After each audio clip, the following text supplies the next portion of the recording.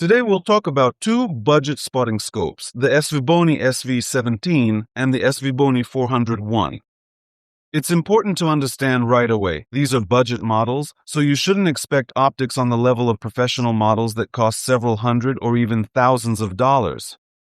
The image quality here is average, especially at maximum magnifications where all the shortcomings of inexpensive optics start to show. What does inexpensive optics mean? Well, these scopes cost, the SV17 is about $80 and the SV401 is about $130.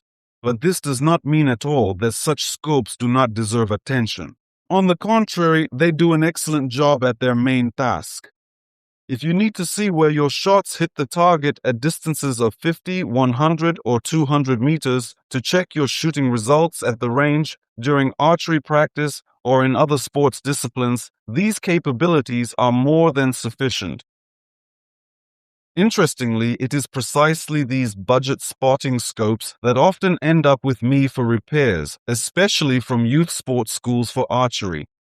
During training, the tripod can accidentally be bumped with a bow, kicked, or simply knocked over due to carelessness. As a result, the scope falls to the ground, after which problems with sharpness, optical alignment, or the focusing mechanism begin to appear. And here an interesting feature of budget optics comes into play.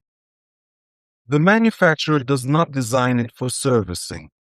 Inside, there is a lot of glue, sealant, and silicone fasteners. Most of the components are literally glued together, so disassembly and repair take much more time than it might seem at first glance. Because of this, sometimes repair is not economically feasible. Sometimes it is cheaper to find a used pipe of the same kind in good condition, or even buy a new one, than to pay for a complicated repair of a damaged one. If you are interested in how such pipes are constructed inside and how their repair is done, I will leave links to the relevant videos in the description below the video. Well, today I won't be taking them apart. Let's just take a look at their specifications and, most importantly, check how these scopes perform in practice. And now for the most interesting part. Let's watch. At first glance, both scopes show a similar image, but the difference starts to become apparent if you look closely. The SV17 has an advantage in magnification. It can go up to 75 times. So when observing distant objects, you can get a closer view. But higher magnification also has its downside. At the maximum 75 times magnification, the image becomes more demanding on the conditions. You need a stable tripod, good lighting, and preferably calm air without strong atmospheric turbulence. I also want to note that for a perfect comparison, you need to shoot simultaneously with two smartphones. I was shooting alternately with one smartphone, so from time to time clouds would come in and the construction crane would be in the shade. The SV401 spotting scope works up to 60 times magnification, but it has a larger objective lens, 80 mm compared to 70 mm on the SV17.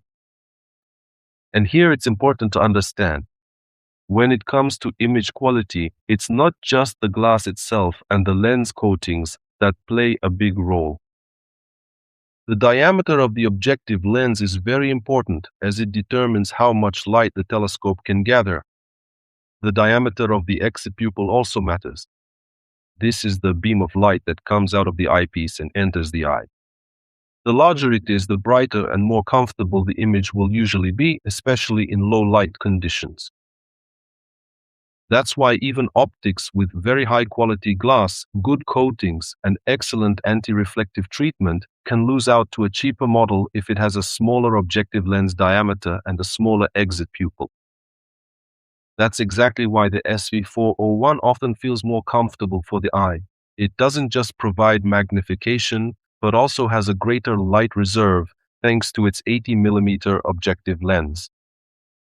In summary, the SV17 is more focused on maximum magnification, while the SV401 offers a more balanced and higher quality image. You don't always need to chase after high magnification. It is generally much better to aim for a perfectly balanced middle ground, so that you can achieve enough magnification, while simultaneously avoiding an excessive amount of unwanted chromatic aberration. Thank you all for watching the video, and see you next time.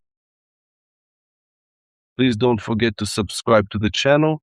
This way, YouTube's algorithms will better understand who to recommend this video to.